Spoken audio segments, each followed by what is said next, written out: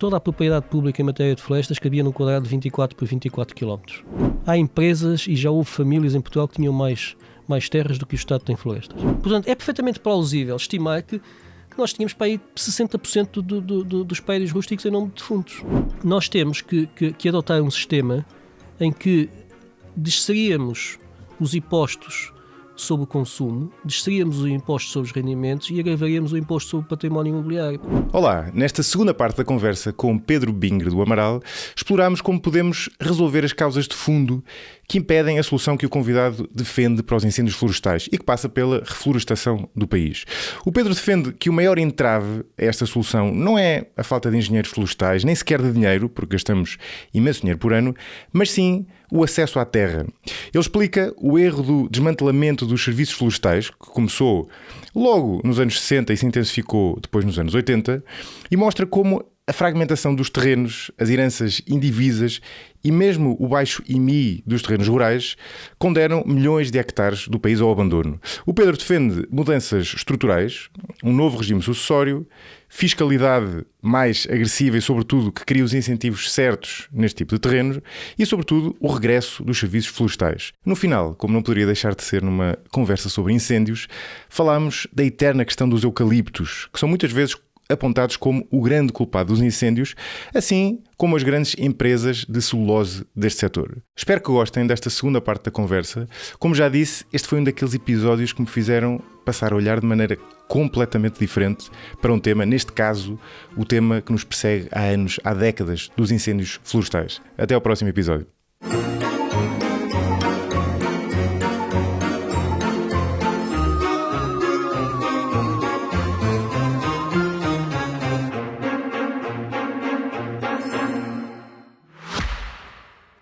Se gosta de ouvir podcasts, conheça a oferta que o Expresso tem para si. Da política à economia, ciência e cultura, passando pelo desporto. Entrevistas marcantes, análises e perspectivas que fazem a diferença. Ouça em expresso.pt e nas principais plataformas de podcast. Expresso. Liberdade para pensar. Pedro, tu há pouco falavas da economia política do território, não é? Como sendo onde nós temos de atuar para encontrar a solução para isso. O que é que, para este problema, no fundo, para criar uma paisagem, não é que não arda, mas que gere menos grandes incêndios e criando essa copa contínua de arvoredo, como é que se faz isso? Ou por outra, qual é o problema, não é? Qual é a causa mais imediata que nós temos de atacar? Bom, há problemas de duas ordens. Há o desafio técnico, que é considerável. Isto é, como criar um bosque autóctone num solo que está muito depauperado, em termos físico-químicos. Para que tenham uma ideia, os serviços florestais lançaram, na década de 30, o Plano de Povoamento Florestal de 38-68. Foi o plano de povoamento mediante o qual se arborizaram as serras a norte do Rio Tejo, arborizaram-se os baldios, arborizaram-se mais de 500 mil de hectares, portanto, cerca de 5% do nosso território de baldios foram arborizados com pinheiro bravo, e depois ainda mais outras centenas de milhares de hectares dos privados arborizaram nos seus terrenos com sementes, com o penisco do pinheiro bravo dado pelos serviços florestais aos privados. Importa introduzir aqui uma cláusula: esta florestação foi feita em baldios. Baldios não são terrenos públicos. Isso é algo que está constantemente a ser esquecido muitas vezes pela nossa opinião pública, particularmente pela população urbana, que julga que um baldio é um terreno abandonado e que os terrenos do Estado são baldios que estão mal cultivados. Há aí uma confusão conceptual tremenda, porque baldio não é um termo que descreva o coberto vegetal nem o uso que está a ser dado ao solo. O baldio é um estatuto jurídico. O baldio é um terreno que é propriedade comunitária. Em Portugal existem 3 tipos de propriedade: a propriedade pública, a propriedade privada e a propriedade comunitária. Um baldio é propriedade comunitária. Não é abandonado. Eu também, por acaso, também diria que era abandonado. Existe esta confusão. Baldio é estatuto jurídico. Um baldio, até em última análise, pode estar cheio de campos de futebol, pode estar ocupado com muita coisa. Um baldio não é necessariamente um terreno abandonado. Há muitos terrenos privados que estão incultos e há muitos baldios que estão cultivados. O Estado em Portugal tem muito pouca floresta pública. É importante dizer que o Estado todas as matas portuguesas, as matas nacionais, têm cerca de 60 e poucos mil hectares. Para ter uma ideia, toda a propriedade pública em matéria de florestas cabia num quadrado de 24 por 24 km. Há empresas e já houve famílias em Portugal que tinham mais terras do que o Estado tem florestas. Mas voltando à nossa questão, o Estado, Portugal é de muito longe o país que menos floresta pública tem. Enquanto nos outros países da Europa a floresta pública tem entre os 40% e os 80%, às vezes mais, às vezes menos, é uma percentagem muito significativa. Enquanto, por exemplo, nos Estados Unidos, que é um país nada socialista, o Estado é proprietário de quase 40% do território. Quase 40%, é preciso esquecermos, não lembramos disso, e as florestas estão essencialmente em terrenos públicos. Em Portugal, o Estado não tem nem 2% da floresta pública, da floresta total, que é em Portugal. Esta é uma situação excessiva. Mas voltando à questão técnica, os serviços florestais a norte do Rio Tejo fizeram na década de 30 o chamado Plano de Povoamento Florestal 3868, que visava reflorestar as nossas serras, por motivos de várias ordens. Em primeiro lugar, o país precisava de matéria-prima, precisava de madeira, precisava de resina, o país estava a meio de uma explosão demográfica, e o que tinha acontecido é que as populações, os filhos segundos que não herdavam terra e que viviam nos vales, iam tentando ir buscar às serras terra para cultivar e terra para pastorear. Portanto, no topo das nossas serras, no centro do país, havia um regime de queimadas sucessivas para abrir pastagens para o gado e depois com o adubo, o estume desse mesmo gado, vendê-lo aos agricultores dos vales para tentar obter algum rendimento. Mas isso estava a provocar uma catástrofe ecológica no nosso território, porque aquelas queimadas tão frequentes estavam basicamente a destruir o solo, pela erosão que vem após os incêndios, estavam a assorear os rios, e então os serviços florestais receberam a ordem de arborizar as serras e conter as inundações, arborizar a montante e conter as inundações a jusante. Era nos tempos em que os serviços florestais preveniam as enchentes, que é algo que foi esquecido. Mas na altura havia um problema técnico, que é essas serras estavam a ser queimadas há 3.000 anos e elas precisavam de uma árvore suficientemente rústica que crescesse durante umas décadas para lançar matéria orgânica no solo, para criar melhores condições de solos para o que viesse depois. Então a ideia nos serviços florestais foi, entre 38 e 68, semeia-se pinheiro bravo, que é uma espécie rústica, e depois, quando se corta o pinheiro bravo, substitui-se por bosque autóctone, por madeiras nobres. Esse é o plano. O plano correu relativamente bem. Portugal tem cerca de 800 casas florestais, a maior parte foi construída nessa época. As estradas florestais foram construídas nessa época. Essas 800 casas florestais agora a maior parte está abandonada, para nossa, é uma dor de alma vê-las. Mas o que é que acontece em Portugal na década de 60? Quando nós devíamos estar a começar a substituir esse pinhal pelo bosque autóctone, porque o pinhal já devia ter criado solo, criado umidade, matéria orgânica no solo e tudo mais. Começa a Guerra Colonial em 1961. A Guerra Colonial vai absorver cerca de 40% do orçamento do Estado português. Direta ou indiretamente, cerca de 40%. Há uma tese de doutoramento da Academia Militar sobre isso. É preciso ir buscar verbas para o esforço de guerra. Um dos primeiros sítios onde se vai buscar é os serviços florestais. Até à década de 60, os serviços florestais só enviavam as receitas da exploração das matas nacionais e dos perímetros florestais, as receitas líquidas. Reinvestiam o que era necessário nos viveiros, na reflorestação, para tornar aquilo economicamente sustentável, e enviavam a receita líquida para o Tesouro Público. A partir da Guerra Colonial, decide-se que toda a receita bruta é enviada para o Ministério das Finanças, o Ministério da Fazenda, e o Ministro da Fazenda depois decide quanto é que reinveste. Foi o fim. A partir daí, a partir da década de 60, os serviços florestais, que são o braço técnico da Direção-Geral de Florestas, que hoje em dia é representada pelo ICNF, estiveram sempre suborçamentados e a segunda parte do plano não foi feita. Se essa segunda parte do plano tivesse sido feita, nós hoje em dia tínhamos as serras do centro cobertas, tínhamos centenas de milhares de bosque autóctone contínuo deste que eu estou a falar. Deixou de haver isso. Aliás, os serviços florestais foram desmantelados há 20 anos, que é uma grande tragédia que temos de falar. Uma tragédia porque não temos serviços florestais. Foram desmantelados. Naquela lógica que começou na década de 90 de outsourcing de tudo, downsizing de tudo, desmantelamento de serviços públicos, os serviços florestais deixaram de existir. E essa é outra particularidade. Deixaram mesmo de existir? Deixaram de existir. Não temos serviços florestais. Não se trata de terem sido suborçamentados? Não. Foram sendo desorçamentados a partir da década de 60. A partir da década de 80 começaram a perder funções de melhoramento de pastagens, funções de repovoamento agrícola com peixes, porque os serviços florestais, entre outras coisas, tinham a missão de repor os peixes dos rios, trutas e carpas, para as populações poderem pescar. Estavam mandatados para fornecer as populações rurais com proteína animal por via dos peixes com que repovoavam os rios. É algo muito engraçado. E havia viveiros agrícolas para a produção de peixe norte a sul do país, para produzir salmão, para produzir truta, para produzir carpas. Era muito interessante. Os serviços florestais foram desmantelados. A parte da silvopastorícia, de melhoramento de pastagens, a componente da prevenção de cheias, que os bosques servem para prevenir cheias, foi desmantelada na década de 80 e agora estamos a pagar a fatura disso, com estas cheias que resultam muito do caso da desflorestação a montante. A partir da década de 80 começam-se a desfazer os serviços florestais. Em 1996 é que a Direção-Geral de Florestas passa a Instituto Florestal, perde ainda mais funções e depois, já neste século XX, o que restava dos guardas florestais e dos serviços florestais foi pura e simplesmente extinto. Deixou de existir. Já não há polícia, não há guardas florestais, já não há viveiros florestais a cargo dos serviços florestais. Muitas destas casas tinham viveiros florestais anexos.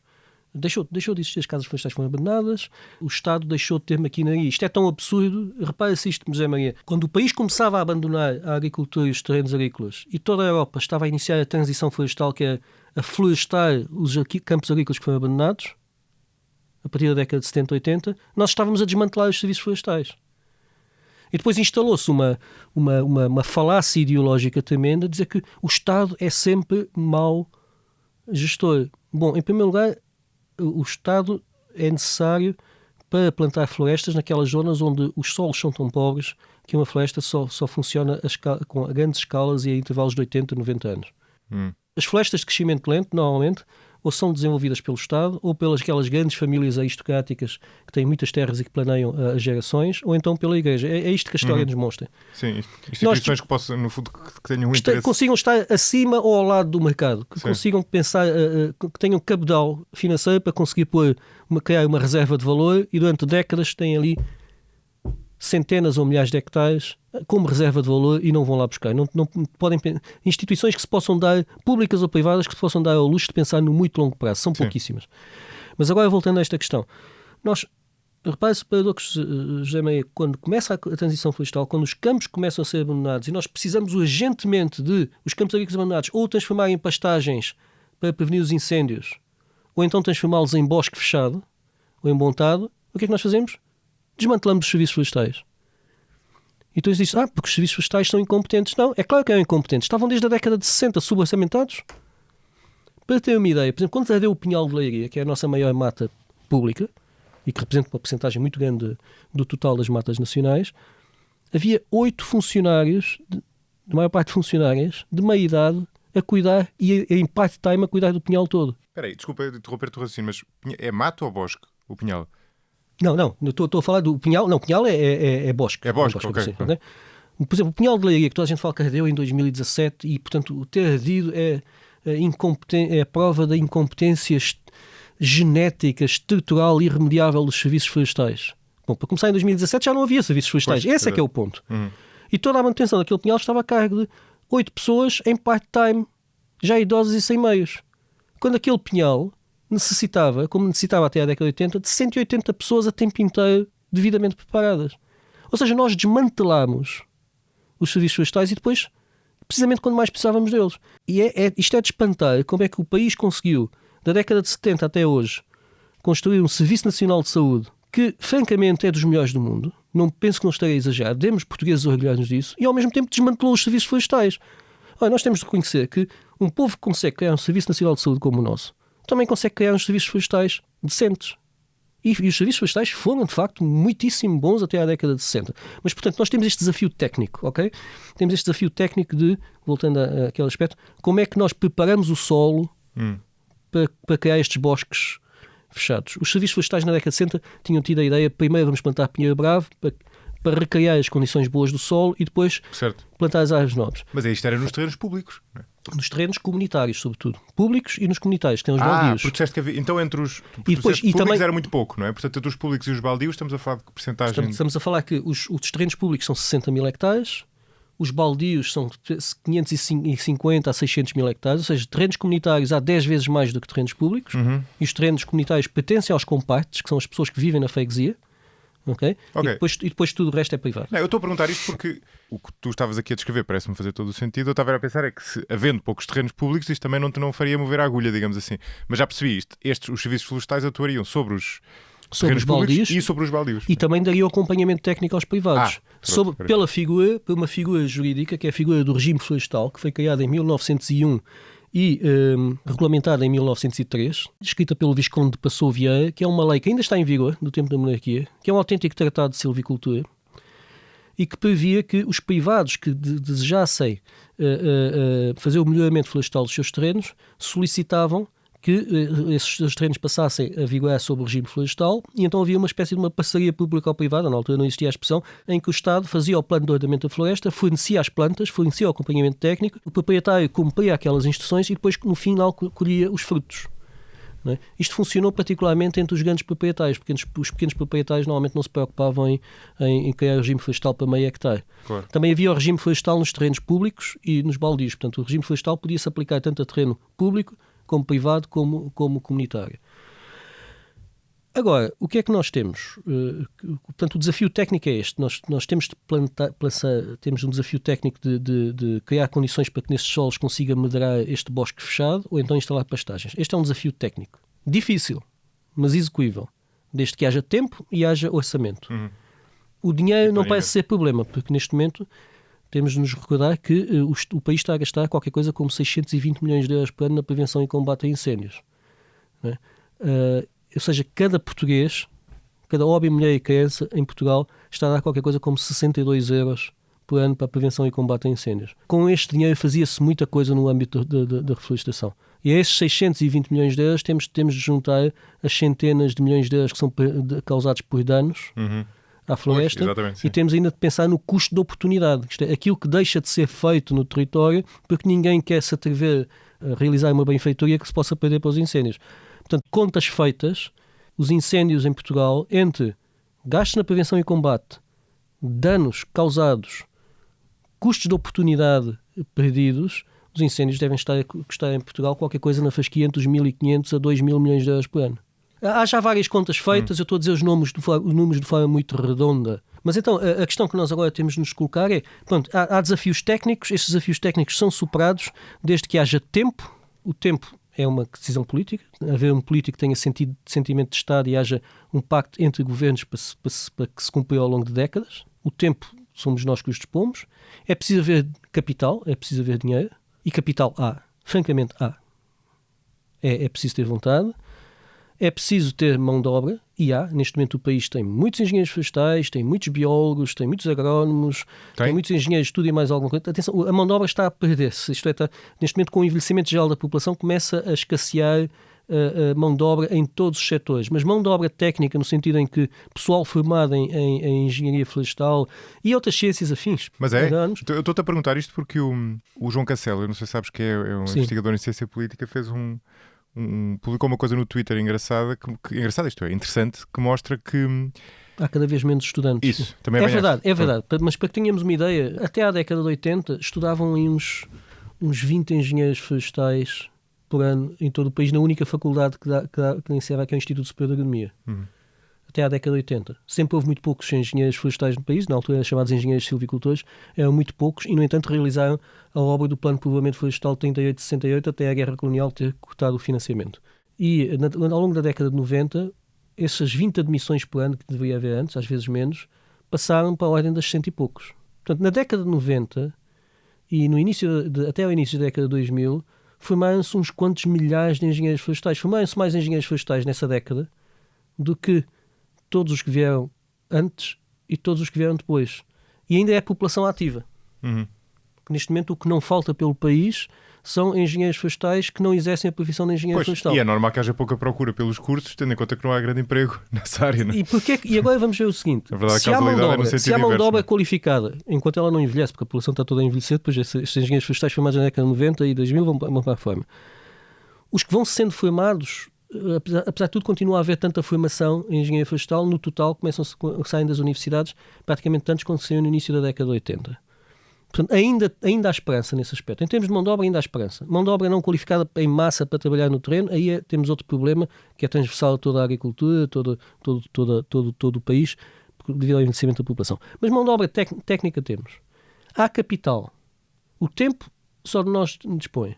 Qual é o fator que falta? É o fator terra. É dos fatores clássicos da economia, terra, capital, trabalho e empreendedorismo. O fator que está aqui a falhar, o mínimo de Liebig, o fator que está a falhar é a terra. Não se consegue aceder à terra.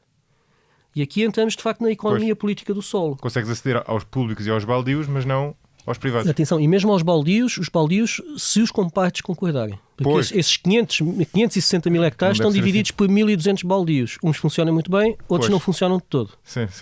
É como ter um condomínio, não é? Mal comparado, não é? É como ter um condomínio e todos nós sabemos que às vezes as reuniões de condomínio são um inferno na Terra, não é? Exato. Deve ser assim tão fácil. Mas agora, o que está aqui a faltar é o fator terra. E aqui nós temos de ver que a floresta, no seu sentido lato, o setor florestal, no seu sentido lato, silopastorícia, montados e bosque fechado, a floresta é um setor muito capital extensivo, tanto no tempo como no espaço. Isto é, necessita de muito tempo e necessita de muito espaço, muita terra. Por exemplo, às vezes me perguntam, o eucaliptal, eu concedo naquelas pessoas que dizem que o eucaliptal não é floresta, de uma coisa. É que como as rotações são tão curtas, ao final de 12 anos está a corte e o rendimento é tão curto no tempo e tão capital intensivo que aquilo de facto já é quase mais agricultura do que floresta. Nesse sentido, diga. Okay? Portanto, quer dizer, na floresta nós podemos ter carvalhais que só estão a corte ao fim de 80 anos para estarem bons, para ser cortados. Há uma história interessantíssima ali, por exemplo, na Suécia, que está em muitos livros de história florestal, que há poucas décadas, há 20 ou 30 anos, a Marinha da Suécia recebeu uma carta dos serviços florestais suecos dizendo que a encomenda de madeira que tinham pedido já estava pronta. E o almirantado da Marinha Sueca, nós não encomendámos madeira nenhuma. E os serviços florestais enviaram um papelinho já encarquilhado, dizendo, não, temos aqui uma nota de encomenda vossa de 1800 e tal, em que vocês encomendam não sei quantas milhares de metros cúbicos de madeira para a construção de navios. E a madeira estava pronta, 100 e poucos anos depois. É verdade. Essa história é fantástica. Está na ilha de Bornholm e hoje em dia é um parque de lazer, uma floresta de uso múltiplo, é uma floresta muito apreciada pelos suecos, não é? Isto também, diga-se de passagem, durante séculos em toda a Europa quem cuidava das florestas é o almirantado para a produção de navios. Claro. Que é uma floresta de carvalhos, por exemplo, demora décadas a estar a corte. Um sobreal começa a produzir cortiça interessante ao fim de uns 25, 30 anos, dependendo das condições do solo. Há um período de carência muito grande. Não é? A azinheira também para começar a ter interesse para a produção de madeira ou de bolota, 30, 35, 40 anos. O cerquinho também. O pinheiro também demora umas décadas. É preciso muito tempo de espera. É preciso um período de carência de capital até obtermos o retorno do instante muito lento. E ao mesmo tempo a floresta tem outra questão, que é necessita de muita terra. Não é o mesmo a pessoa ter uma cultura, por exemplo, de hortícolas que pode render por hectare por ano a largos milhares de euros por hectare por ano, e tem um retorno anual, de nós termos, por exemplo, uma pastagem extensiva que rende, por exemplo, no Alentejo 30, 40, 50 euros por hectare por ano e mesmo assim à custa de subsídios, ou de termos um eucaliptal que rende 150, 200, 300 euros por hectare por ano. Com este nível baixo de rendimentos por unidade de área, a única forma de rentabilizar o negócio é cultivar áreas vastíssimas para cobrir os custos fixos. Porque para ter uma floresta não é preciso só ter a floresta, é preciso ter a estrada, é preciso ter a vigilância contra incêndios, é preciso ter os corta-fogos e tudo mais. Se a propriedade estiver retalhada em prédios de meio hectare, temos um problema. Pois, aqui chegamos à questão da propriedade privada, que falavas há pouco. É que esta pequena área, meio hectare, pode ser rentável, se estiver associado, mas rende uma ninharia. Pode não ser o suficiente para motivar a pessoa a fazer seja o que for. Ou seja, nós temos de ter grandes unidades de gestão, temos de ter 200, 300 euros por hectare. Para uma empresa agrícola ser viável, 10 hectares, 20 hectares, chega e sobeja para muitos casos. Fruticulturas, horticulturas. Mas para uma floresta ser verdadeiramente rentável, para conseguir pelo menos pagar o salário de quem lá trabalha, nós precisamos trabalhar na ordem dos 100, 200, 300 hectares daí para cima. Não apenas para ser rentável, para ter uma escala, como também para depois cobrir outros custos fixos. Quer dizer, se eu tiver meio hectare e tu, José Maria, tiveres outro meio hectare, eu seguramente vou querer que os corta-fogos e as estradas florestais passem pelo teu terreno, não pelo meu. Sim. Como é que isto se resolve? Mas aqui o problema, eu já te ouvi falar algumas vezes sobre isto, o problema é que nós temos muitos terrenos que estão em mão privada, ou seja, de particulares, e pelo que eu entendo eles são muitas vezes pequenos, mas isso por si só não seria um problema se as pessoas vendessem umas às outras e portanto houvesse quem os comprasse. Ou se associassem, por exemplo. Ou se associassem, não é? Sim. Mas eu acho que tenho ideia que já te ouvi dizer que às vezes nem se sabe quem são os donos, ou os donos não sabem onde é que são os terrenos, ou seja, há aqui uma grande confusão que impede a resposta que seria lógica a isto, que era haver essa fusão de terrenos, ou compra e venda, e que permitisse aumentarem de escala e assim produzir este tipo de espécies, diluindo esses custos fixos do investimento que tu falavas há pouco. Não é? Sim. Sim, é exatamente essa a questão. Comecemos pelo cenário um exemplo de uma situação, o menos mau a caminhar para o pior. O menos mau que pode haver na região do país que mais arde, que é sobretudo a região centro, é haver, por exemplo, um terreno de 1 hectare.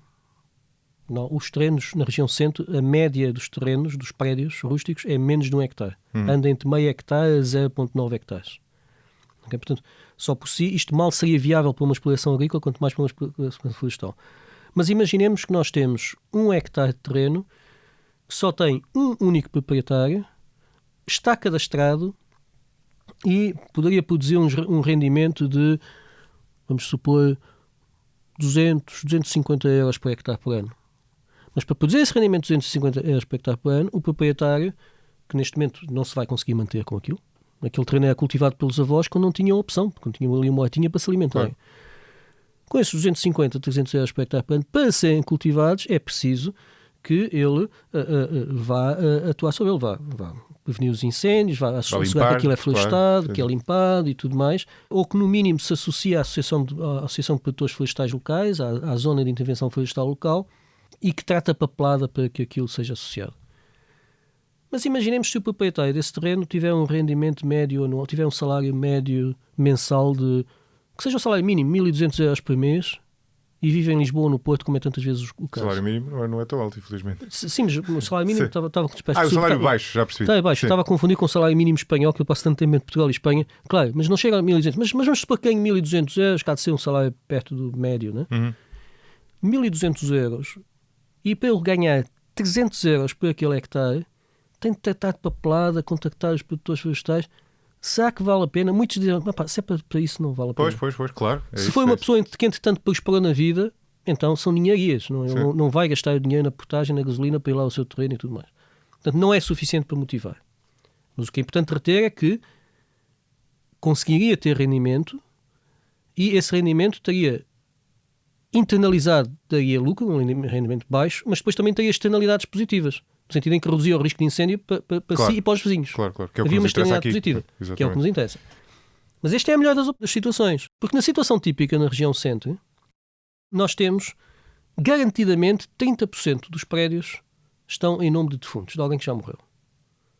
Mais propriamente, houve um estudo do Grupo de Trabalho para a Propriedade Rústica, uma missão governamental da qual eu fiz parte, que se deu ao trabalho de cruzar os dados do Instituto do Registro e do Notariado e da Autoridade Tributária para tentar determinar dos 12 milhões, pouco mais ou menos, de prédios rústicos que há no nosso país, aliás, nem foi para os prédios rústicos, mas para os cerca de 20 milhões de prédios, de imóveis rústicos ou urbanos que há no nosso país, tentar determinar qual é a percentagem que estaria em nome de defuntos, pessoas que já morreram.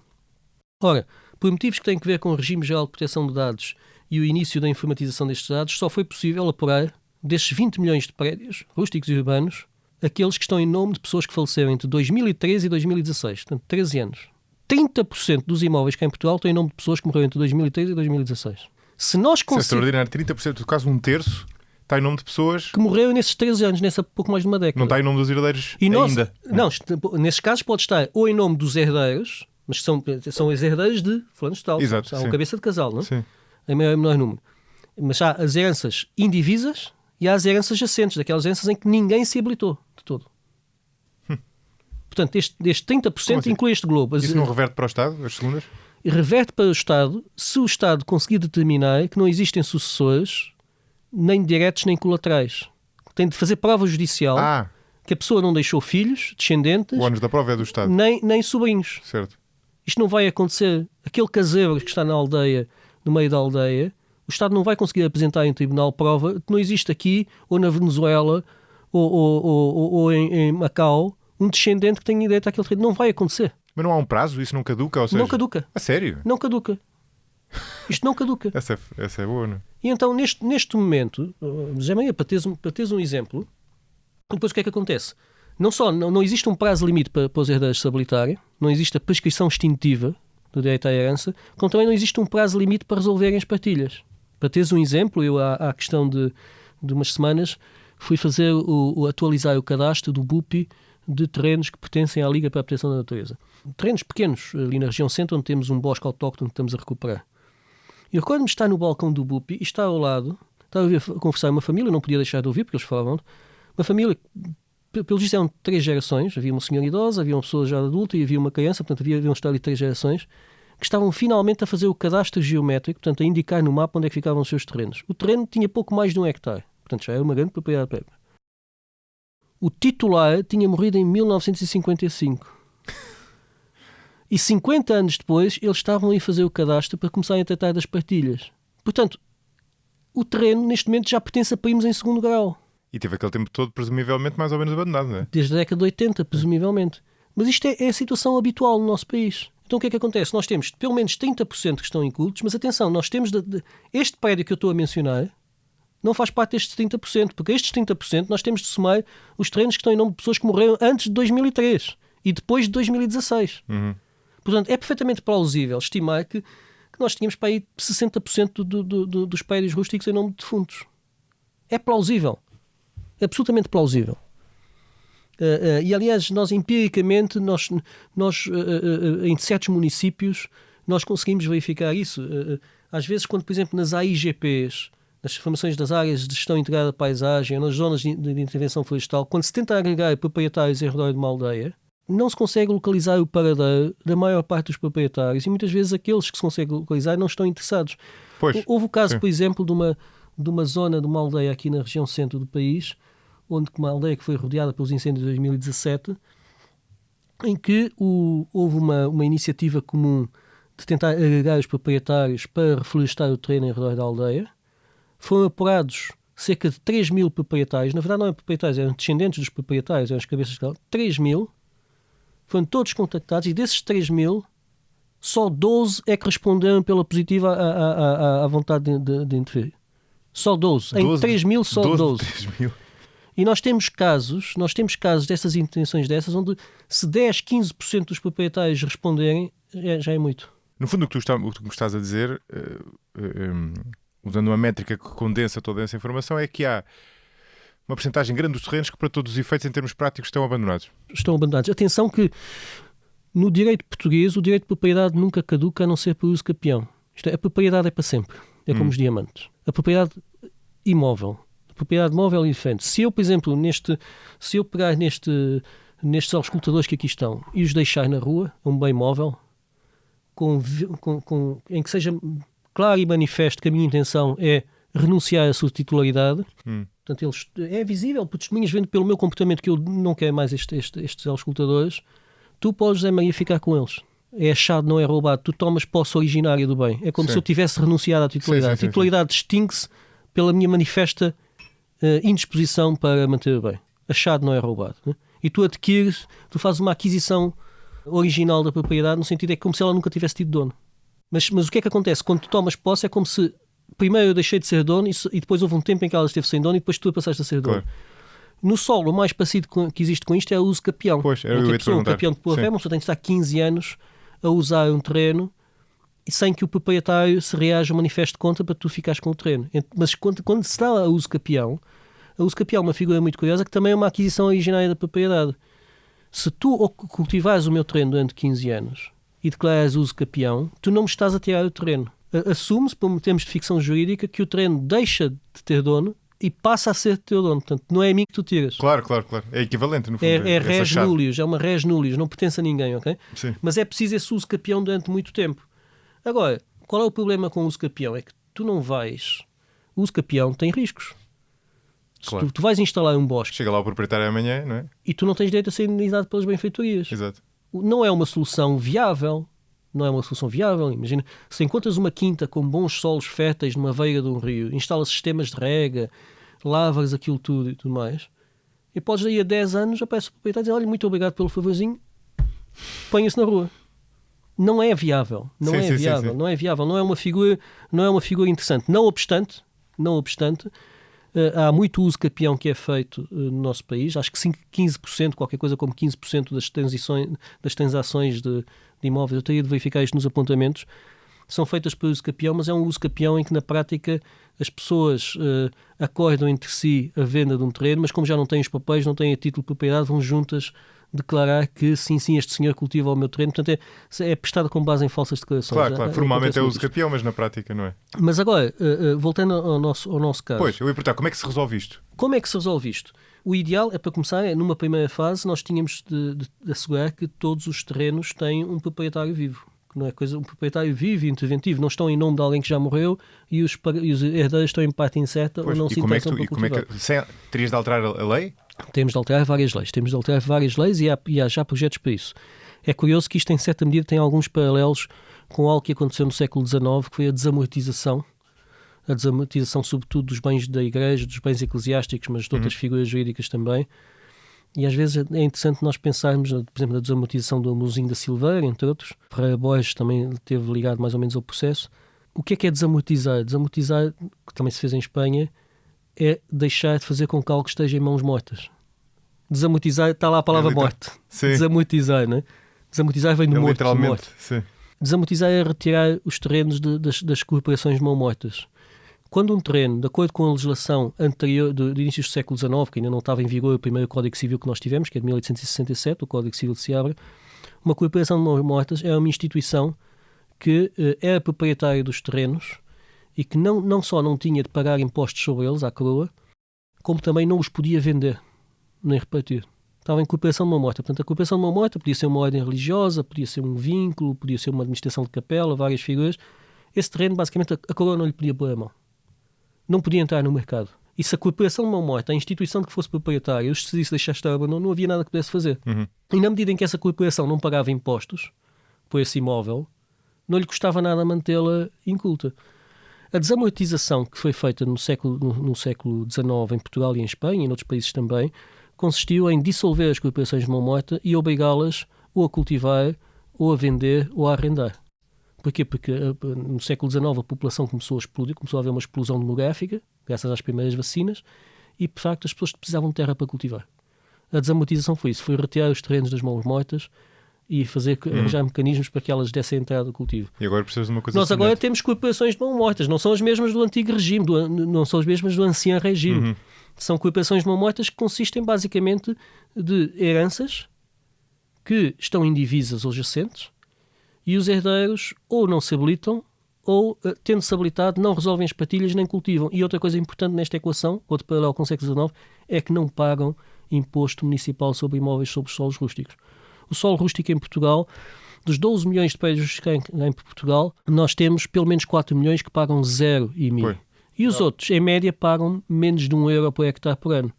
Mas o Estado português está a gastar, em algumas regiões do país, qualquer coisa como €150 por hectare por ano na prevenção e combate a incêndios. Há uma distribuição muito, muito assimétrica da carga fiscal. Sim. Há pessoas que, abandonando os seus terrenos, agravam o risco de incêndio, podem causar as pessoas e bens de terceiros, mas depois quem suporta a despesa de combate a incêndios que se agravaram nesses terrenos por estarem abandonados são esses mesmos terceiros que sofrem o dano. Na verdade, eu estava a ouvir-te e a pensar que uma solução para isto seria agravar o IMI, precisamente. Sim, é uma solução, é uma proposta que está sobre a mesa, que eu próprio também já a fiz várias vezes em vários contextos académicos e políticos não partidários, que não sou filiado em nenhum partido. Nós não precisamos de reinventar a roda, nós temos de trazer as melhores práticas dos países que estão à nossa frente. O chanceler alemão Otto von Bismarck, no século XIX, tinha uma frase muito interessante que ele dizia que só os imbecis é que aprendem com os seus próprios erros. Eu aprendo com os erros dos outros. Já tinha ouvido, essa é muito boa. Na esfera da política, aprender com os erros dos outros é muito mais significa fácil, que é buscar as experiências legislativas mais bem-sucedidas dos outros países, ou seja, não entrar em aventuras legislativas. Sim. E, de facto, nós temos que adotar um sistema em que desceríamos os impostos sobre o consumo, desceríamos os impostos sobre os rendimentos e agravaríamos o imposto sobre o património imobiliário. Por exemplo, quando um português vai ao Texas, fica espantado de quão baratos são os imóveis. As casas são muito baratas. Compra a casa, fica encantado e depois, ao final do ano, cai-lhe o IMI brutal em cima. Aliás, no primeiro ano, nos primeiros tempos, fica encantado porque o IVA é baixíssimo, o IRS é baixíssimo. Aliás, o IVA praticamente não existe, não sou dessa forma. Os impostos são todos baixíssimos.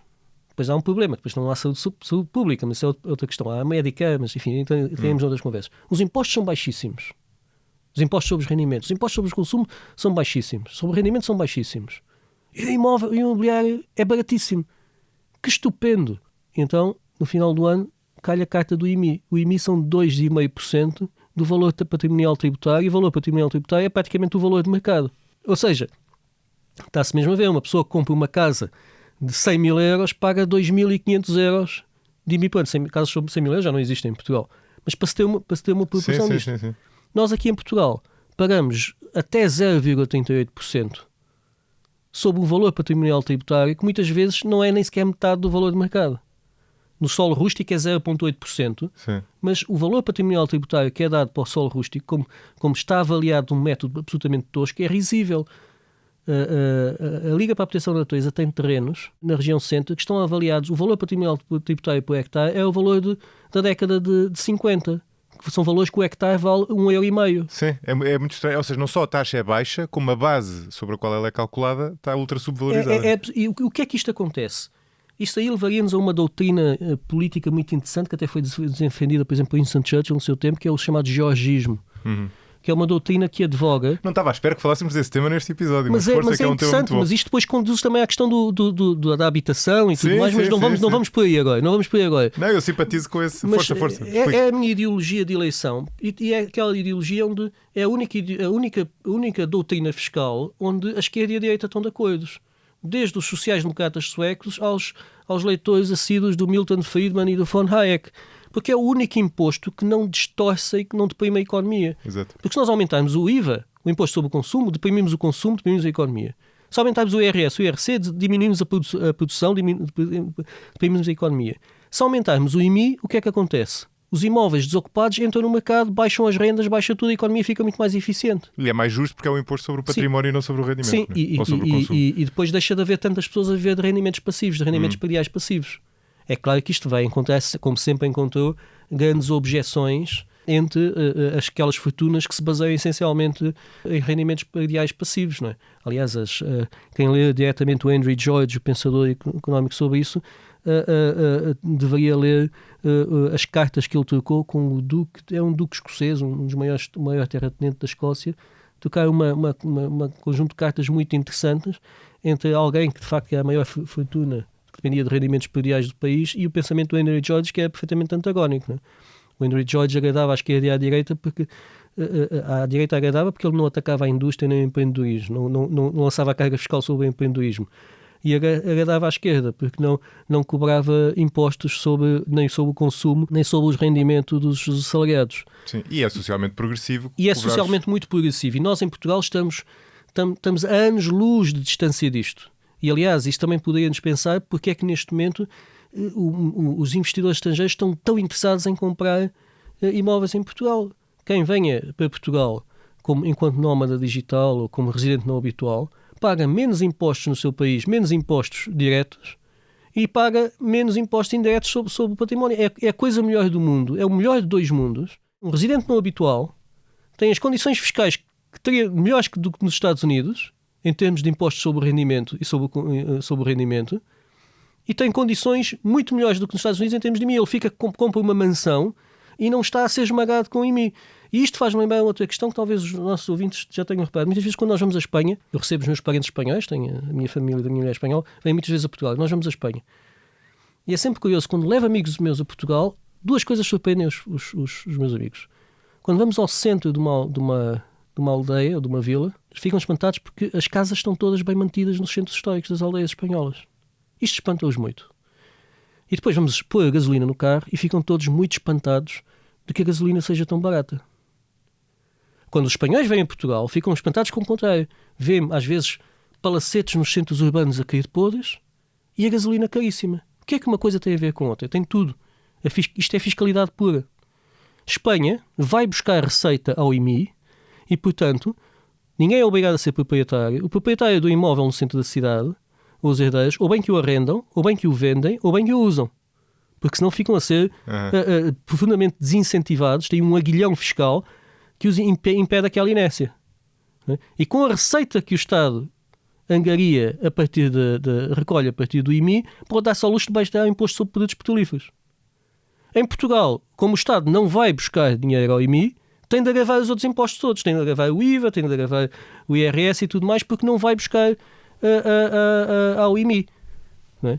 E, portanto, estas coisas estão todas ligadas. É uma questão fiscal. Tanto no espaço urbano, que estamos agora a falar, e depois as repercussões que isto teria sobre a habitação seriam muitíssimas, mas isso falaremos noutra ocasião, como no solo rústico.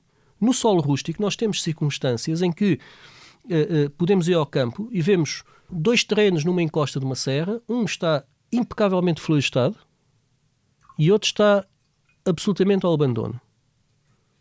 E o que é que se passa no meio disto tudo? O que se passa no meio disto tudo é que o proprietário do terreno cultivado está a correr riscos dos incêndios prepararem-se a partir do terreno abandonado e invadido por matos, corre riscos sobre pessoas e bens do seu terreno por negligência do vizinho. Mas o proprietário que está a cultivar está a pagar mais impostos e está a pagar muitas vezes um IMI agravado sobre o solo que está a ser cultivado do que o vizinho. Porquê? Porque o IMI sobre solos rústicos a fórmula de cálculo é uma fórmula desatualizada, muito vaga, que estipula que o IMI sobre solo rústico é proporcional ao rendimento, mas não é o rendimento potencial, é o rendimento efetivo. Portanto, o fulano está a cultivar o seu terreno, toca de agravar o IMI. Sim. O fulano negligencia, não paga IMI porque o terreno não rende nada.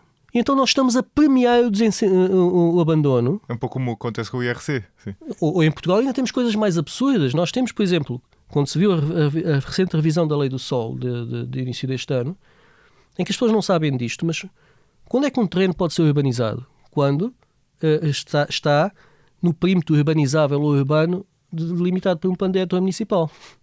Um terreno que seja agrícola, que passe a urbanizável, deixa de valer uns milhares de euros por hectare para valer milhões de euros por hectare. Mas não existe cruzamento de dados. Porquê? Porque para as finanças, o terreno, como ainda não foi urbanizado, é um terreno rústico e paga uns cêntimos por hectare por ano. Porquê? Porque as finanças assumem, como não foi urbanizado, o terreno só vale uma ninharia. Mas ele já está à venda no mercado a milhões de euros por aquele mesmo hectare. Então nós temos uma situação absurda em que nós temos um ativo imobiliário que passou a ser um ativo valiosíssimo por ter sido reclassificado como urbano, vale milhões, mas está a ser tributado como se valesse poucas centenas de euros. Enfim, mas voltemos nós à floresta. Há uma distorção completa da fiscalidade sobre o solo rústico. Nós precisávamos de fazer o quê? E temos de voltar daqui a pouquinho o que é que se faz com as heranças. Nós precisávamos de rever a tributação do solo rústico de tal forma em que o solo rústico fosse tributado em função da sua produtividade potencial, the best and highest possible use. Isto é uma doutrina georgista. Então, o solo que é mais fértil pagaria mais IMI à partida. E o solo que é menos fértil pagaria menos IMI. Depois havia majorações e minorações, consoante estivesse mais próximo das estradas, etc, etc. Né? E o que é que acontece? Esse IMI iria subir, tinha de passar a ser umas dezenas de euros por hectare por ano, nessa ordem de grandeza, não mais do que isto. Mas há aqui um segundo aspecto importantíssimo e crucial. É preciso agravar o IMI, mas assegurar que quem está a cultivar o seu terreno não sofre com isso. E como é que nós asseguramos isso? Bom, quem está a cultivar um terreno tem despesas com isso. Fertilizantes, maquinaria, sementes, etc, etc. E como é que nós asseguramos que ele está a cultivar o terreno? Não vamos pôr inspectores das finanças a percorrerem os 12 milhões de prédios rústicos em Portugal. É loucura. E depois poderia haver mal-entendidos. Um terreno podia estar em pousio durante um ano e ser tido como inculto. Não. Então pode-se automatizar o processo todo. O agricultor tem um prédio rústico, vai realizar uma despesa de cultivo, na fatura indica-se o seu número de contribuinte e o número do prédio. E ganha um crédito fiscal. A despesa que ele teve no cultivo é abatida ao IMI desse ano e nos próximos.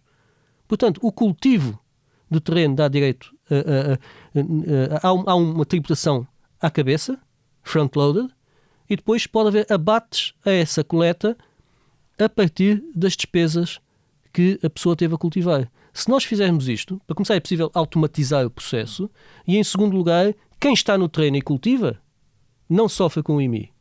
E a carga fiscal efetiva é carregada por aqueles que querem manter o terreno consigo, mas por algum motivo não o querem arrendar, nem o querem cultivar, nem o querem vender, mas ao fazerem essa opção de abandono, debaixo do nosso clima, estão objetivamente a agravar o risco e a perigosidade dos incêndios para os vizinhos.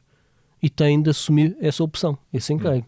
Ninguém é obrigado a ser proprietário. Sim, só tenho algum ceticismo se essa questão de poder abater o IMI com despesas não poderia gerar alguns incentivos de maroscas, digamos assim.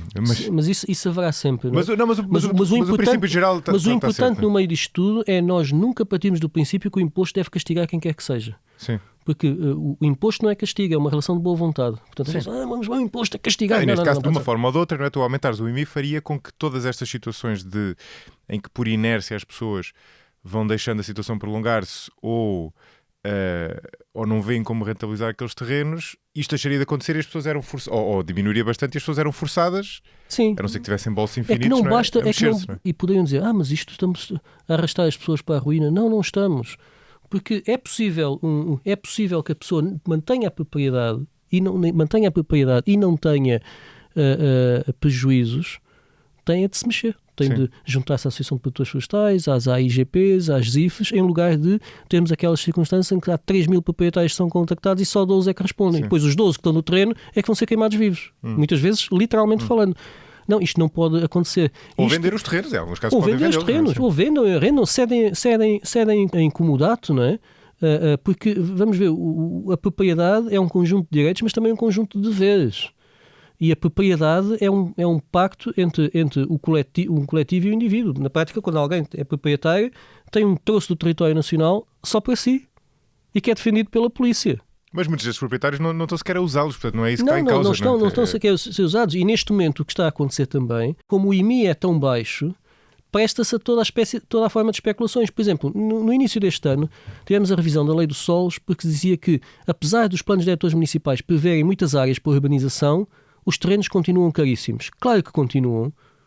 Porquê? Porque, voltamos ao exemplo dos Estados Unidos. Nos Estados Unidos, quando uma autarquia decide que há uma cintura onde a cidade vai expandir, os terrenos vão passar a ser urbanizáveis, vai bater à porta do proprietário e diz: o senhor, este seu terreno vai ser considerado urbanizável. O senhor aceita que o seu terreno seja urbanizável? Nós respeitamos a sua propriedade. O senhor aceita que o terreno seja urbanizável? É que o senhor, por hectare, se passar a ser urbanizável, o seu terreno vai passar a valer 1 milhão de euros por hectare. E, portanto, nós vamos cobrar-lhe assim 25 mil euros de IMI por ano. A pessoa pode dizer: não estou interessado. Então, muito bem. Então, o seu terreno continua sendo agrícola e o senhor, em vez de pagar 25 mil euros por hectare por ano, o terreno já vai valer 10 mil euros por hectare. Então, o senhor paga apenas 25 euros por hectare por ano. Okay? E podemos dizer: então o indivíduo vai especular, vai esperar que a cidade cresça em redor do seu terreno e depois mais tarde é que diz: agora é que eu quero que seja urbanizável. Não. Eles dizem: bom, olha, se o senhor ou o proprietário que vem a seguir, ao fim de 10 anos, quiser urbanizar, vai ter de pagar retroativamente o IMI. Então, deste modo, o que é que acontece? Respeita-se a propriedade. A pessoa diz: eu vivo aqui desde a infância, eu não quero que esta quinta onde eu vivo seja urbanizada. Muito bem, nós respeitamos. Vai ficar eternamente uma quinta. Não pode especular sobre ela, não pode simplesmente a grande técnica da especulação urbanística é deixar com que todos os outros urbanizem em volta, isso é o último a urbanizar, isso é importante. Mas o que é que isto tem a ver com a floresta? É que na floresta também existe a pequena especulação. Quem tem um prédio rústico que pague 20 cêntimos por hectare por ano, quando o Estado está a gastar, naquela região pode estar a gastar 150 euros por hectare por ano na prevenção e combate a incêndios, não tem pressa nenhuma em vender. Portanto, se o vizinho vai bater à porta e dizer: olha, eu quero comprar o seu terreno para expandir o meu pomar, o que seja, ele pode pedir o que quiser, não tem repercussões nenhumas. Portanto, há toda esta pequena especulação. Mas nós, entretanto, passamos ao lado da questão das heranças. Certo, como é que resolvemos as heranças? Não é? Pois, tu achas que esta medida por si só não resolveria o problema? Não, a questão fiscal é importante. Não é incentivo suficiente para que as heranças se desatem, é isso? A questão fiscal é um desincentivo ao subaproveitamento e um incentivo ao uso. Não é? Mas temos outras questões para resolver. Temos a questão do cadastro, que precisa de ser resolvida. O cadastro geométrico, isto é, porque neste momento cada prédio está registado nas finanças, está registado no notariado, mas o antigo Instituto Geográfico e Cadastral, que depois, entretanto, passou a outra instituição, devia ter a missão de cartografar os terrenos a norte do Tejo.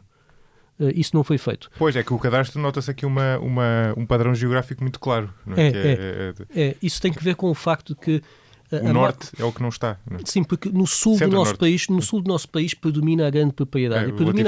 E predomina a propriedade porque durante séculos não houve partilhas. E durante séculos no Alentejo não houve partilhas, e em algumas zonas daqui do centro, do Ribatejo e do centro, não houve partilhas porque aqueles terrenos não pertenciam a privados. Até 1820. A maior parte desses terrenos ou eram reguengos da coroa, como por exemplo reguengos de Monsaraz, ou eram comendas das ordens militares de Cristo, Santiago e Davis, ou pertenciam à Igreja. O que era uma comenda?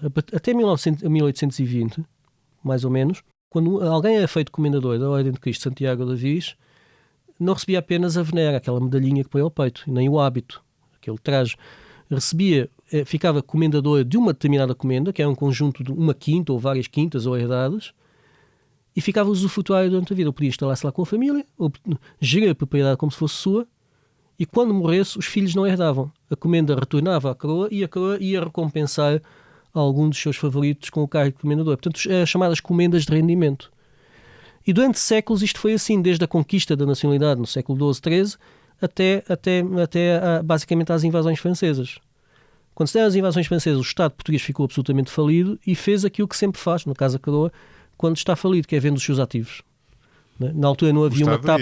O Estado e toda a gente. Sim, na altura não havia uns CTT para vender, não havia então uma caixa de depósito, então o que fez? Vendeu as comendas.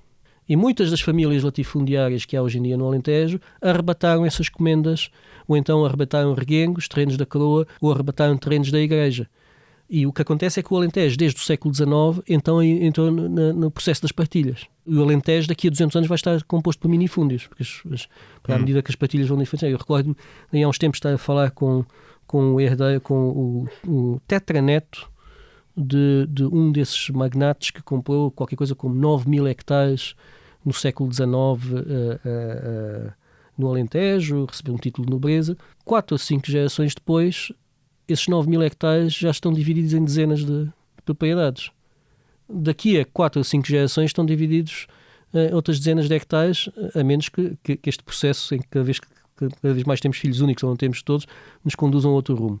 Mas o Alentejo está a transformar-se em minifúndios lentamente. O norte do país não escapou a isto.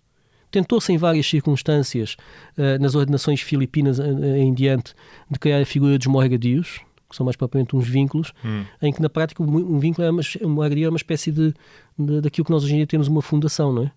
A propriedade, aqueles terrenos passavam a pertencer a um morgadio e o morgado vivo tinha o direito de usufruir deles, mas não tinha o direito a dá-los a ninguém, nem a vendê-los a ninguém. Tinha de transmitir obrigatoriamente ao seu filho primogénito mais velho outro. Mas agora, voltando ao ponto. Voltando ao ponto das heranças, estou sempre a tergiversar, desculpa. Agora estou com medo de ficarmos sem tempo. Claro, heranças, o que é que nós temos de fazer? As nossas heranças não previam uma prescrição extintiva do direito à herança. É preciso estabelecer um prazo máximo, por exemplo, 5 anos, a partir do momento em que falece o dito cujo, os herdeiros têm 5 anos para se habilitarem junto do Estado. Caso contrário, essa herança jacente é declarada reverte para o Estado, como aliás já está previsto no Código Civil. Não está previsto a este tempo. É preciso a demonstração judicial de que não havia herdeiros. Portanto, uma herança jacente só é declarada em favor do Estado quando o Estado demonstrava junto ao Tribunal. Agora é aquilo que tu disseste, o ónus da prova está do lado do Estado, que tem que provar que não há herdeiros. O que agora é uma tarefa... o ónus da prova passa para o lado dos interessados. Exato, certo. Portanto, tenham atenção ao estado de saúde dos avós e dos tios, não é? Que é importante. O segundo prazo é que, uma vez fixado o número de herdeiros, já não vai haver herdeiros a surgir passado 10, 15, 20 anos, não.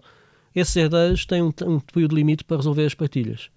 Se não resolverem, como é que podem resolver as partilhas? Ou passa a um único titular entre eles, com o direito ao pagamento de tornas, eles acordam-se entre si, ou constituem-se numa empresa, porque o cabeça de casal não tem as prerrogativas de um gestor de uma empresa. Todas as decisões têm de ser por unanimidade. Aliás, a herança nem sequer tem personalidade jurídica.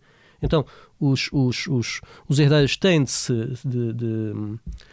se entender, ou se constituem em empresa, sociedade por cotas, ou passa a titularidade de um deles, ou então vendem a terceiros. Se nós fizermos isto, nós vamos ter qualquer coisa, vamos ter milhões de prédios a entrarem no mercado, ou então a passarem-se a ter um único titular vivo, que não é coisa pouca, porque os mortos, os zombies, não são grandes gestores de propriedade. E isto é importante. Também vamos constatar que, muito com certeza, vai haver, quando o cadastro geométrico estiver concluído, o BUPI estiver concluído, que vai haver muitos terrenos onde não só não se sabe quem são os herdeiros, não se sabe quem são os proprietários, como ninguém está interessado neles. Porque há muitas zonas do nosso país onde, para a floresta ser rentável, tem de ser explorada a horizontes de 80, 90 anos. E repito, nestas condições, historicamente, ou a Igreja, ou o Estado, ou a Coroa, são famílias aristocráticas. Ora, as famílias aristocráticas, que se entendam entre si, não creio que neste momento, apesar de haver famílias aristocráticas muito ricas em Portugal, que tenham o cabedal ou o interesse de arborizar certas zonas das nossas serras. Mas isso é uma questão delas, não da esfera pública. A Igreja também é uma questão, somos um Estado laico, é uma questão que a Igreja tem de resolver. Então, o que é que o Estado pode fazer? O Estado pode utilizar aquela prerrogativa, Estado sempre necessário, mercado sempre possível, Estado sempre necessário. Quer dizer, se naquelas zonas onde os mercados não vão resolver nada, ou se resolverem vão resolver mal, o Estado deveria intervir, e aí nós poderíamos passar a ter muito mais floresta do que na verdade temos muito mais floresta pública. Mas não basta só dizer estes terrenos passam para as mãos dos Estados. É preciso reconstituir os serviços florestais. Que foi um grande disparate que nós fizemos. E que espécies poríamos? Na minha opinião, há muitas zonas do nosso país, como eu já disse há pouco, perto de metade do eucaliptal que é em Portugal, nunca devia ter sido plantado. Não faz nem sentido ecológico, nem sentido económico. E estou em crer que as celuloses, as empresas de celulose do setor também estão de acordo com isso. Foram plantados ao calhas, porque as celuloses no nosso país têm cerca de 200 mil hectares. Não foram plantados com uma expectativa de rendimento, ou seja, como sendo... Sim, mas as celuloses são proprietárias ou arrendatárias de 200 mil hectares. Não, estou a falar dos particulares. Os outros 700 mil hectares foram plantados para ver o que dá. Pois. Então, não houve contas de cultura em muitos casos. É que há muitas zonas do nosso país, particularmente estou a pensar no centro e interior, portanto, naquela fachada montanhosa das Serras da Lousã, Serra da Freita, Serra do Gerês, que dão para o Atlântico, onde chove muito, aí o eucalipto cresce com produtividades altíssimas, e mesmo proprietários de média dimensão vão querer absolutamente manter o eucalipto e politicamente vão lutar para que se mantenha o eucalipto ali. As celuloses têm terrenos, normalmente em grandes propriedades, mais, mais na zona do Ribatejo e por aí fora. E centro, sim. E celuloses. O eucalipto, neste momento, já não tem mais para onde crescer. Ele já as zonas onde o eucalipto podia crescer otimamente no nosso país já estão todas ocupadas. Não houve protestos cívicos, ambientais, legislação que tivesse impedido isto. Quando o eucalipto começa a entrar para zonas de demasiada altitude, demasiada pendente ou demasiado interior, zonas onde há demasiada geada ou demasiado secos e tudo mais, o eucalipto não é rentável, nunca devia ter sido plantado e foi plantado. Portanto, nós temos para aí, dos 9 milhões de hectares que o nosso país tem, 900 mil são eucaliptos e destes 900 mil temos 300 mil, 400 mil que podiam ser arrancados e substituídos por outra coisa. Eu aí acho que devíamos substituir por bosque autóctone, particularmente de sobreiro. O sobreiro é a árvore que melhor resiste aos incêndios do mundo. Não há nenhuma árvore que possa perder 90% das folhas por combustão e ainda assim sobrevive. A cortiça é um isolante térmico. A cortiça, as árvores, o sobreiro desenvolve cortiça para se proteger do fogo. É um isolante térmico. É uma reação, uma defesa passiva ao fogo. E aí nós podíamos pôr o sobreiro. E aí isso levar-nos a outra coisa muito importante. E aliás, íamos no fundo cumprir aquilo que o Plano de Desenvolvimento Florestal de 38-68 queria, que é produzimos madeiras novas, produzimos árvores de crescimento lento.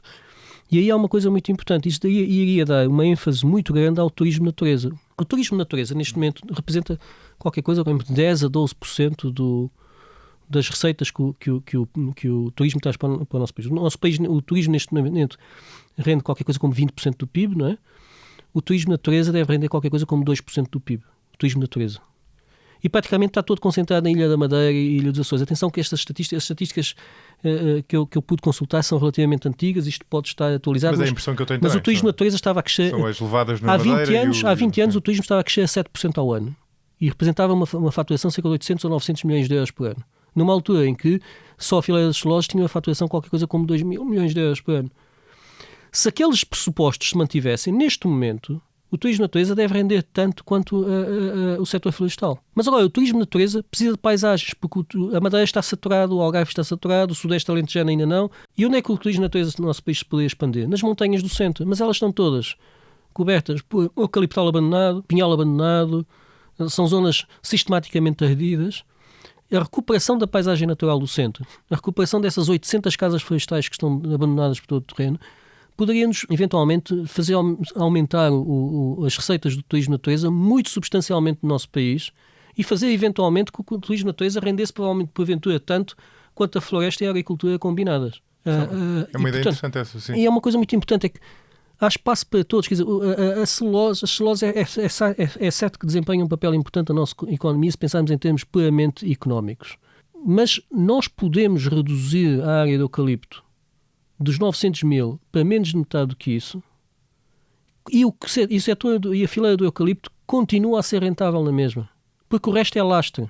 Há espaço para tudo. Preocupa-me mais, enquanto académico, enquanto ambientalista, enquanto também dirigente da Liga para a Proteção da Natureza, deixa-me mais esperança fazemos o aproveitamento dos 3,5 milhões de hectares do território que estão abandonados, incultos, e dos cerca de 1,5 milhão de somatório de pinhais e eucaliptais abandonados que deve haver por aí, convertê-los em bosque autóctone, isso enche-me esperança. Isso está ao nosso alcance. Há verbas comunitárias, há saber técnico instalado. Temos de resolver as questões da economia política. Temos de convocar os proprietários ou para se associarem ou para venderem os seus terrenos ou arrendarem caso não queiram. Temos de apurar aqueles terrenos que estão definitivamente abandonados e fazê-los entrar nas matas nacionais para ver se temos umas matas nacionais condignas. E já agora, depois isto também remete para a questão da conservação da natureza. Portugal é o país do mundo que tem menos, ocidental, que tem menos floresta pública, mas também é o país do mundo que tem menos áreas protegidas públicas. O Parque Nacional da Peneda Gerês não é nacional. Aquilo é praticamente tudo privado, a não ser meia dúzia de matas nacionais. 90% do Parque Nacional da Peneda Gerês é privado. Nacional não tem nada. Mas é privado? De que privados estamos a falar? Pertence aos privados. Está fragmentado em não sei quantos privados, é isso? Sim, privados, e em algumas zonas de comunidade pertence a baldios. Comunitário. Público, nacional é que não é, no sentido em que não pertence ao Estado, nem na administração. Isto não se passa no resto da Europa. Se nós quisermos ter uma área de conservação da natureza, uma reserva integral, o homem não toca, só faz intervenções pontuais, o rendimento económico que pode haver ali é eventualmente só por via do turismo. Mas declarar uma reserva integral numa área privada pode ser percepcionado como uma violência da parte dos proprietários. É por isso mesmo que nos Estados Unidos a conservação da natureza faz essencialmente em áreas públicas. E no resto da Europa também. Aliás, eu tenho o Parque Nacional de Yellowstone, é tudo propriedade pública, 100%. O Grand Canyon é tudo propriedade pública. E quando é propriedade pública, o Estado pode atuar com a gestão de um bem público. Nós não conseguimos fazer a conservação da natureza aqui em Portugal nas mesmas condições. Há um conflito sempre latente entre a propriedade privada e a conservação da natureza, que tem de ser muitas vezes superado pela concessão de subsídios. Mas muitas vezes esses subsídios não são suficientes. Mas tu comparaste com os Estados Unidos, como é que é no resto da Europa, que é uma realidade mais comparável?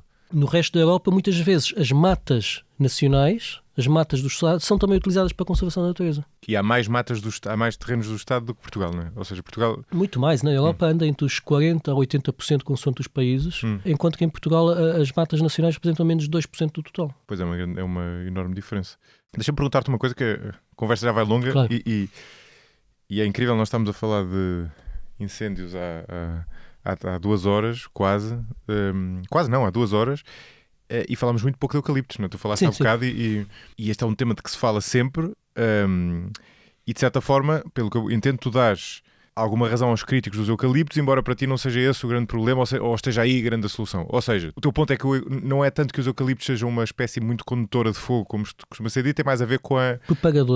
com propagarem o fogo, e portanto o que significa que muitas vezes quando nós medimos a contribuição dos eucaliptos para os incêndios pelos eucaliptos que ardem, na verdade estamos a subestimar, porque a outra parte da contribuição é os incêndios que ajudam a gerar. Os eucaliptos, a menos que haja grande manipulação das estatísticas oficiais, os eucaliptos têm ardido na proporção do território que ocupam. Não é? Pois. Estou aqui a ver uma estatística que dá 18%. Sim. Desde o início do século. E então, o que é que acontece? O eucalipto é muito odiado por muitas pessoas, porque de facto eu não gosto do eucalipto, não gosto do eucalipto esteticamente falando. Quem tem ali da cidade e as serras, lembra-se do Dessa de Queiroz, lembra-se de Salveira o Jacinto ou o companheiro do Jacinto, de falar do eucalipto, o ridículo eucalipto. Porque de facto tem uma estrutura de copa que não é bonita, não acho que é a mais bonita, mas temos um julgamento subjetivo. Sim, é verdade. Do ponto de vista da conservação da biodiversidade, um eucaliptal que seja mantido na máxima produtividade para ser cortado ao final de 12 anos, praticamente não tem biodiversidade no subcoberto. Tem de ser tudo roçado para evitar o risco de incêndios. A diferença é que nós, por exemplo, se nós estivermos aqui na região de Coimbra, se nós tivermos um bosque por exemplo, de cerquinhos, de carvalhos cerquinhos, maduro, 1 hectare de bosque maduro, ou tivermos 1 hectare de eucaliptal industrial bem gerido, esse hectare de eucaliptal intensamente gerido, no subcoberto tem, no máximo, 5 a 10 espécies de vegetação, biodiversidade autóctone. Pois, essa é uma crítica feita muitas vezes. Mas um bosque autóctone e espécies animais tem muito poucas. Só as usam para abrigo, para quando se querem esconder, mas não há alimento para eles lá. Se nós tivermos um bosque autóctone, as espécies vegetais andam na ordem das largas dezenas, 50, 60, às vezes 70 espécies vegetais e dezenas de espécies de vertebrados e de invertebrados da nossa fauna. Portanto, do ponto de vista da biodiversidade, não há como negar o eucaliptal industrial, efetivamente gerido, é um deserto. Mas é um deserto tal como é uma vinha intensamente gerida, um tomatal, um batatal, um milheiral. E a pergunta é, se nós portugueses conseguimos viver com 300 mil hectares, ou seja, um terço da área atual do eucalipto, a ser gerido industrialmente para a produção de papel, eu acho que nós devemos conseguir gerir isso, porque nós também já, as outras monoculturas agrícolas, todas somadas, têm uma área superior. Quer dizer, se nós somarmos os milheirais que nós temos, as searas, tudo industrial, nós temos muitas monoculturas no nosso país. Com uma certa quantidade de monocultura de eucalipto, acho que nós temos de nos habituar. Se nós queremos ter papel, nós precisamos ter eucalipto. Isso seria hipocrisia nossa, dizendo nós queremos ter papel, mas que outros...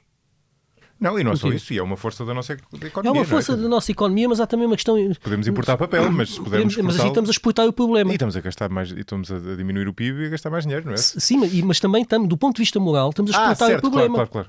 E nós não queremos monoculturas. As monoculturas que praticam os outros... Olhando para o planeta como um todo. Por exemplo, é algo de que a Holanda, e há uns anos, foi acusada quando o Ministério da Agricultura da Holanda, há uns anos, decidiu que os bosques da Holanda já não são para produção, são apenas para conservação. Houve uma grande discussão moral porque os holandeses estavam a ser hipócritas. Claro.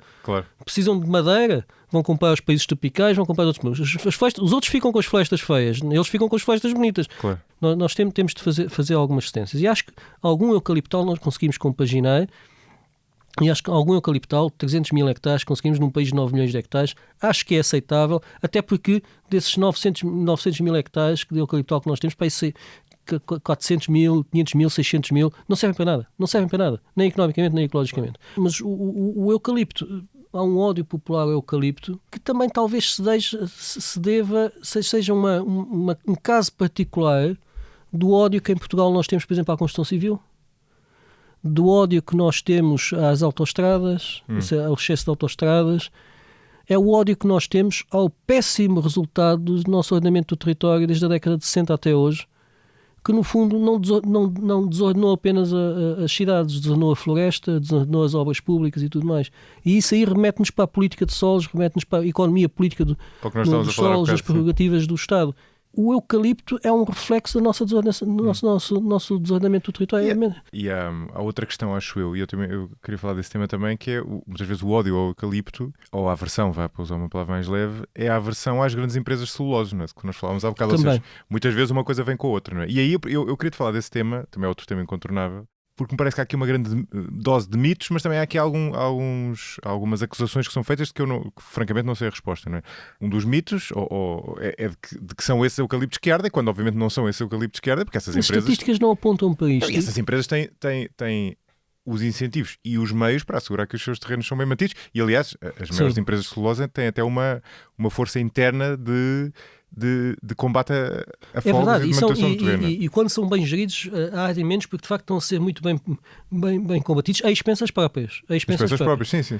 Há outras alegações, há uma que também me parece muito exagerada, que é aquela história de que, de certeza que já ouviste isso, que é de que essas empresas são complacentes com os fogos porque aquilo é uma espécie de negócio do fogo e o objetivo é comprar a madeira ardida dos fogos, porque obviamente que também não parece fazer sentido porque essa madeira está estragada, não é? Há uma próxima dessa que é bastante conspirativa e difícil de provar, que é que a complacência destas empresas com os fogos não é com o objetivo de comprar a madeira, mas com o objetivo de comprar os terrenos afetados pelos fogos, não é? Uma espécie de... os fogos no fundo são bons porque fazem as pessoas venderem os terrenos. Enfim, eu não sei se... não dá para provar e sobretudo parece-me bastante conspirativo. E depois há outra que não é bem uma... Quer dizer, para mim não é uma... Muitas vezes é dito como uma acusação, para mim parece uma coisa, enfim, legítima, não é? Mas a existência desta indústria e com todos os outros problemas, e portanto a existência de eucaliptos e a existência de uma indústria de papel que compra madeira, cria em muitos privados, nesta situação de que nós falámos até agora, não é? Em terrenos pequenos, com dificuldade em serem rentáveis a prazo, cria os incentivos a muitos privados para plantarem eucaliptos, não é? Porque é a única espécie que eles podem ter a perspectiva de rentabilizar, não é? E que muitas vezes depois são terrenos mais mal mantidos e que vêm a arder, não é? E esse eu entendo, não é? Esse eu entendo que possa acontecer, embora eu também não sei até que ponto é que a pessoa pode dizer que é culpa destas empresas, não é? Mas de facto E compreendo que seja um equilíbrio perverso, não é? Que aconteça muitas vezes, não é?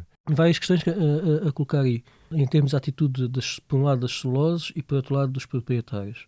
Mas começando pelo lado das celuloses, eu já várias vezes interpelei responsáveis das celuloses, tanto em conversas em seminários ou debates e em privado, sobre um grande mistério que é, e eles estão de acordo, mas ainda não ouvi tomar nenhuma atitude, que é, objetivamente, bem, metade do eucaliptal que há em Portugal não serve para nada aos proprietários, não serve muito menos aos restantes portugueses, prejudica a biodiversidade, e as celuloses deviam ser as primeiras a demarcar-se elas próprias, a fazer um aviso público, a dizer, não plantem eucaliptal em qualquer sítio que nós não vamos comprar. Deveriam declarar isto. Eu já várias vezes desafiei, e se houver algum gestor das celuloses a ouvir-nos, desafiar que façam uma manifestação de pública, dizendo que nós não estamos interessados em comprar eucaliptos nesta zona, nesta e naquelas zonas. Isto seria muito importante. Impedir que se expanda o eucalipto por iniciativa privada, que envolve muitas pessoas, o que nos leva a outra questão, que nós gostamos de encontrar um grande culpado. Um culpado grande, gordo, visível. Claro. E toda a gente fala das 2 ou 3 celuloses que estão a controlar isto. Então, mas e qualquer coisa como 400 mil proprietários que plantaram eucaliptal nos seus terrenos e os deixaram abandonados? Esses aí não são chamados à razão. Claro. É que há uma imensa minoria de pessoas que plantam eucalipto. Isto, quando há incêndios, está muito calada. Eu ainda não vi nada a ser dito a respeito desses 400 mil. É uma estimativa, essas 400 mil pessoas que não se responsabilizam pelos seus eucaliptais abandonados. Sendo certo que um eucaliptal abandonado é o pior de 2 mundos, porque como está abandonado é invadido pelos tais matos pirofíticos, que ardem muito, mas como tem o eucaliptal lá no meio, vai preparar os incêndios. Isso, onde é que vamos chamar a responsabilidade desses 400 mil? É claro que ninguém quer ofender essa multidão. E falta-nos a associação dos pequenos proprietários de eucaliptais, presumo que não existe. Não, existem associações de proprietários, associações de produtores florestais, mas onde existem associações de produtores florestais são aqueles que efetivamente estão a cuidar dos seus eucaliptais. Pois, é isso. Destes não. E depois o que é que acontece? Como é que nós vamos distinguir entre os negligentes e os dolosos? Como é que vamos distinguir? E aí estamos a falar de muitas pessoas. Muitas pessoas, não é? Muito pequenino oportunismo. Porque há muitas zonas de eucaliptal que nós temos, aqui na região centro, onde não houve sequer um cálculo económico. Normalmente um pequeno madeireiro, um pequeno empresário florestal aproxima-se de um terreno e diz, olha, vizinho, amigo, eu tenho aqui o seu terreno, se eu tenho aqui 1 hectare, eu ponho aqui uns eucaliptos, e se daqui a 12 anos aquilo ainda render, nós fazemos as contas.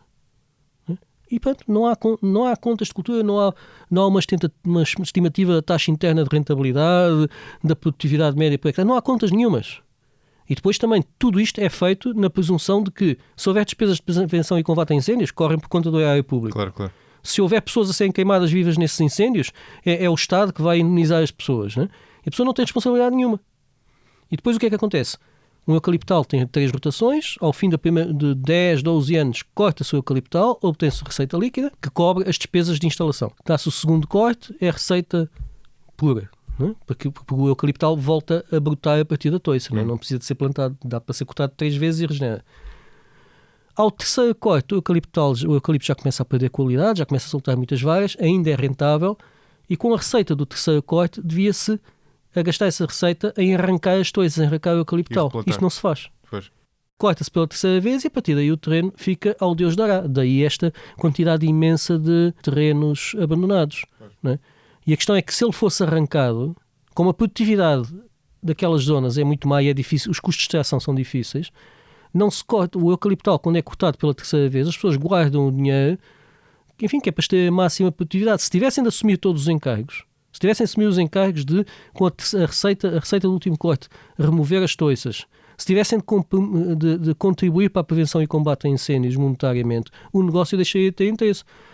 O negócio, tal como está, tem interesse porque as externalidades negativas são suportadas pelo erário. Claro. Pois, esse é um bom ponto, essa questão do... Não é tanto assim nas celuloses e nas associações de produtores florestais, as associações de produtores florestais, também de eucalipto, nós esquecemos que as associações de produtores florestais não é só eucalipto, é também pinheiro, é também sobreiro, é também chopo. Normalmente as associações de produtores florestais têm as suas próprias equipas de sapadores e tudo mais, não representam grande encargo para o erário. Quer dizer, o encargo que representam é justificável porque depois, na medida em que trazem receitas para a economia, pagam impostos e, portanto, não estão a onerar os contribuintes. Claro, mas aquelas pessoas que têm os terrenos abandonados estão a onerá-los e muito. Como já disse, 60 euros para cada homem, mulher e criança deste país na prevenção e combate a incêndios por ano. Esse é um bom ponto, não é? E foi bom esclarecer essa questão, não é? Portanto, no fundo o que estás a dizer é para estas grandes empresas de celulose não há um benefício evidente dos incêndios que lhes fizesse comprar terrenos mais baratos, porque parte desses terrenos não são sequer interessantes para estas empresas. Não, muitos deles não são.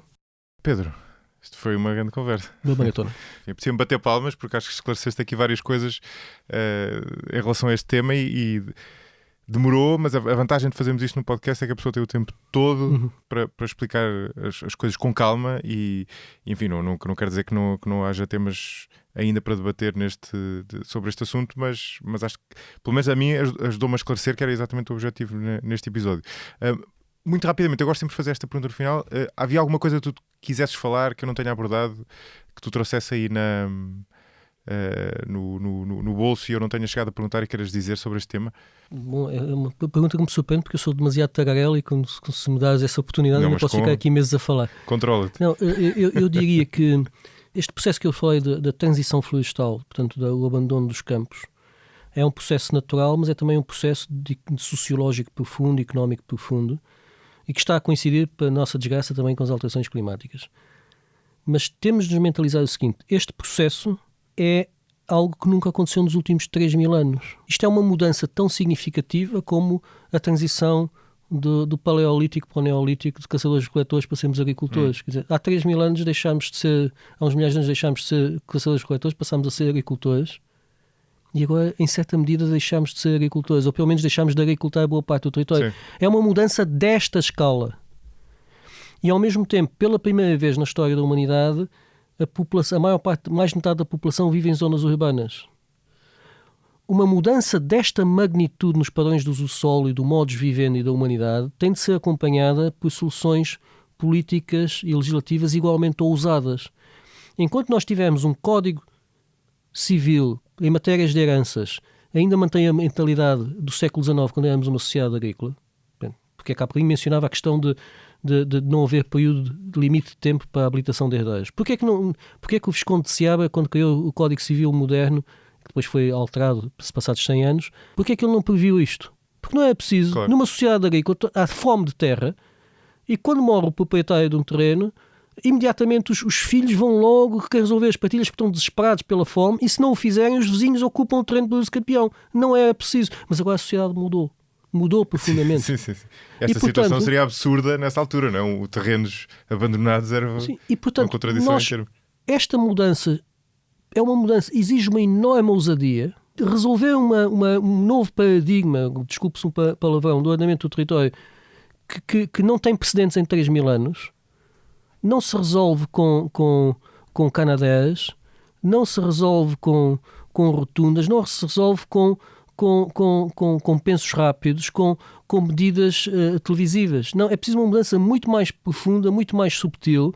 É preciso que os titulares das pastas da floresta, da agricultura, da justiça, das finanças, tenham uma verdadeira atitude estadista e consigam encontrar uma solução absolutamente sem precedentes, pelo menos no nosso país, para um novo enquadramento socioeconómico dos nossos espaços rurais e ecológico. E devemos não ter vergonha nenhuma em copiar os melhores exemplos dos países que enfrentaram isto e foram bem sucedidos. Em matérias de direito fiscal, em matérias de direito sucessório, em estruturação dos serviços florestais. Precisamos trazer os serviços florestais de volta.